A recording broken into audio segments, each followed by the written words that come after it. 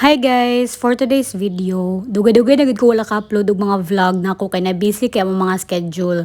Imagine no sunod ang mga event, so wala ko'y panahon mag-edit. So karon guys, maka-upload na gid ta finally sa atong mga vlogs. Dili kay maingon no dapat everyday gid mi mag-upload, pero guys, mabusy gid kaayo mi. Ug karon na ta diri sa venue guys, diri sa Kinesi or Kines. Nalimot ko gid unsaon na siya pag-pronounce, basta kamo na lay bahala unsaon. Naabot mi diri sa venue guys, sayo pa kay sa buntag mga 6:30 or almost 7. O pag-abot na mo dito sa venue guys, nangakot mi sa mga gamit, tapos nagplaster na po din ko guys sa mga backdrop and floor drop na mo. Kaning first na kong gibutang guys, floor drop ni siya. So, di man siya backdrop, sa floor man siya. So, floor drop na siya guys.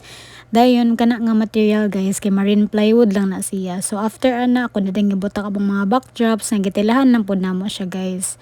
Then sa mga stand mo na siya mong ginagamit. Amo ang gi-use diri nga backdrop guys, kay tulo lang siya kabuok. Then kanang center nga color black, gi-paint lang na siya. There's no other way guys, unsaon siya pagpalapad ang decor kay medyo gamay atong space diri. So gabutang nako ani guys ning ribbon nga gi-cut out nako atong video ka ganina. Then kanang picture stand ni guys 4 feet height na siya, tapos ako lang layout ana. Ganang number 1 guys, 3 feet height na siya, tapos gi-use lang nako na paghimo is chipboard. This is for Pau Pau's first birthday guys. Iyang theme is Minnie Mouse. Ang mga colors lang guys atong gipang use diri kay light pink, fuchsia pink, tapos black, tapos chrome din siya nga light pink. By the way guys, I'm referring to the colors of the balloons. Sequence man gyud guys na ang pag-decorate. So after ma-plaster mga backdrop, diretso sa mga props, tapos lastly gyud ang balloons, then flowers sa dayon for final touch. Kana din gibutang nako nang nasa backdrop guys, kay styro na siya gi-cut nako guys, ug pa straight line nga nipis lang. Kay gusto ko guys nga naa siya forma or mo emboss bitaw nga murag 3D nga white nga line. Kay supposed to be guys, stripe nga cloth ang gigamit ana, pero wala ko kitag light pink nga naay white nga stripe manggod. So mo na kong gi-remedy. Part yun guys sa pagka-decorator, kay kana mangita gyud pamaagi himuon gyud natong posible ang mga butang nga imposible no. Dili pwede guys nga isara gyud atong mga plano. If nakabantay mo guys kanang backdrop nga ibutangan ako line nga styro, kay wala lang po nako siya gilahos gyud taman sa ubos, kay dili na pugod siya makita, kay makavira na siya guys og standee. Ikaduha na po din ni guys sila nagpabook sa amo. So thank you so much Ma'am Answer for always trusting sa amo. Katong first event nila gipabook sa amo guys, kay para to sa Christine ni Pau Pau and karon siyang first birthday. I actually don't have layout guys para ani nga decor setup. So depende lang gud guys ako mo naan nga plaster. But I always made sure pod guys kan dili lang mo atong pagka-decorate. So after na guys, nag-balloons na din mi diri. So nakalimot ko no na di siya white nga balloon. So wala na ko siya na mention kaganina. Mas okay ganda kayo guys ang decor if mas wider siya kay ma-emphasize mo ang balloon. So kani murag compact kay siya, compress kay sila sa each other manang gidikit na lang namo guys sa mga backdrop. Supposedly manggod kay dapat isbog pa na siya. So makita gyud ang beauty kada backdrop, makita gyud ang beauty sa balloons, and makita yun ang every detail sa decor. Pero as we should guys, kailangan mo compromise sa space, mo compromise sa request sa tong client, and mo compromise pud ta guys silang gusto nga mahitabo.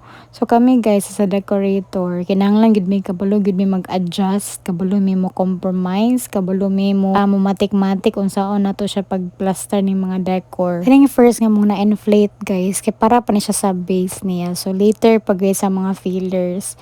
So ako lang po guys ginahini o inflate diri no, kaya ang mga balloons di ko ganan nga daghan kitag ma-inflate up crowded na kay siya tan-aw. So ahir ako magdungag guys kung feeling ako kay kulang pa siya or need pa gyud siya i-cover din nga mga spaces and areas, ay po mag-inflate og balik. Idiretso na lang po din ako guys, so gigot ni siyang mga balloons kay manglupad na pud guys, kay dayon need po din mo guys nga dali on siya pag set up no, kay mag-start sila guys by 9 AM. So nan na lang mi guys mga 1 hour kapin to prepare the decoration setup. Calculated good pud guys ang pag-prepare sa decoration, kay dili pwede mo spend migtaas kay nga oras para sa isa ka setup. Mo nang paspas ang mga liyok guys, baka ingon mo nga dali ra man kana siya i-set up kay pila man ka oras or minuto buhaton, pero amo ginang gi-learn guys ang agility and speed gyud sa mong pag-set up, kay dili pwede gyud nga dugay gyud kaayo ta. Amo ang mastery sa mong pag-set up guys, amo na siyang gi-cut-on na. Nagyud pa yung mga instances guys nga wala gyud tay mahimo, gamay ra gyud time gyud ta mag-set up or sa venue or ang ang mga sunod nga mga event schedule. So ingan agud guys, dira gyud ta mabaging, dira gyud ta ma-practice. Tuod guys, so nabutan na nako diri ang balon sa pika side. So di man siya final ha, dayon kaning sa pika side na pod guys akong buhatan og kanang garland or kanang iyang arrangement. So kana guys, ako na po siyang ipahigot. Then ang butang sa ko guys, so flower diri. Dili kay maklawd dira sa video guys no, pero ang color nga may gamit dira nga mga flowers guys kay pastel pink, light pink, and fuchsia pink. Wala ko gabutang og leaves sa mga flowers guys kay dili man gyud siya mo relate. So kailangan guys sa tong mga decoration depende sa theme kailangan mo relate pero tong mga decor no.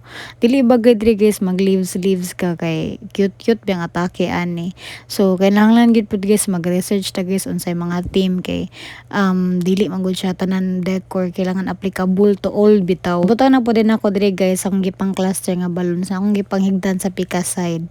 So kani guys mo ni siya kung giingon no nga limited kay atong space, that's why nga mura bitag nanggawas ang balloons kaya wala na siya laing ka spreadan sa decor. So sige lang guys, ito ra siya pangitag pa maagi, don't to worry. Make sure pud guys sa imong decoration setup nga ma-secure gid nimo siya nga bisag maghangin di gid siya mga ibot og mga tangtang. Kini guys, after na maplasan niyo atong balloons diri sa atong base lang siya alone. Panahon na pud guys na butang to siya mga fillers. Pero before anything else, ako siyang i-sure no kung final na ba gid yung placement diha. Dayon kani guys, ako na siyang gipang check kung okay na ba, wala na ba yung mga pak-pak. Kay di ko gana na pak-pak sa balloons manggod. So as much as possible dili siya crowded, ni siya tanawon. Ana gid ako mga gusto. Og hapit na nimo man tong pag-setup diri guys. Pag fillers ani nagbutang sa flowers, final placement, then good sa din kaayo. So ako lang siya pahurot ng mga flowers ug arrangement so kana nakita niyo di sa salog kang gibutang. Kikapoy kay magdadalag balik ana. So kani guys nag final na gid mi ani, then nagpabutang ko guys aning flowers diri. Mo siya tong final output. It's Pauline's or Pau Pau's first birthday.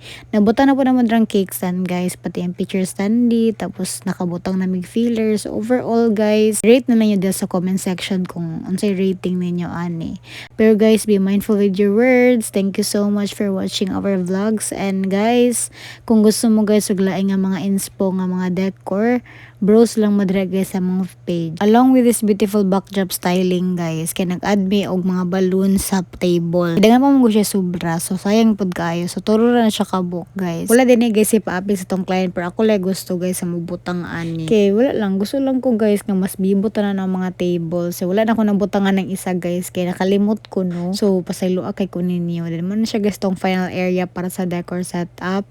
Nindot gid na guys nga 18 inches nga balloons no kay marang mo highlight sa decor. So thank you so much for watching and trusting.